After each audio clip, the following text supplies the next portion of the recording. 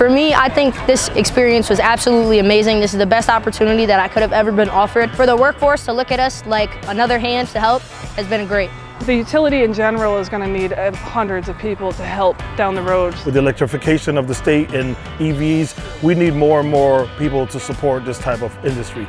You know, 50% of our workforce will be eligible for retirement in the next 5 years, and you have to backfill that workforce. You have to get in young, fresh, new talent. And by hitting the high schools, introducing them to this line of work, will sustain our electric system for years to come.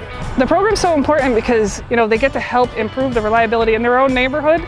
You know, and when you have roots here, you know, why wouldn't you want to help make that better? I want the new workforce to be trained by those people that are still here. That's the goal of all of this, is to, you know, help direct and guide these kids in a good direction moving forward for the rest of their lives. I think it's a great experience that everyone should be able to afford, right? There's tech schools in every state, and I think those kids would be just as well served as the local kids in our area by having this opportunity brought to them from the Avangrid company.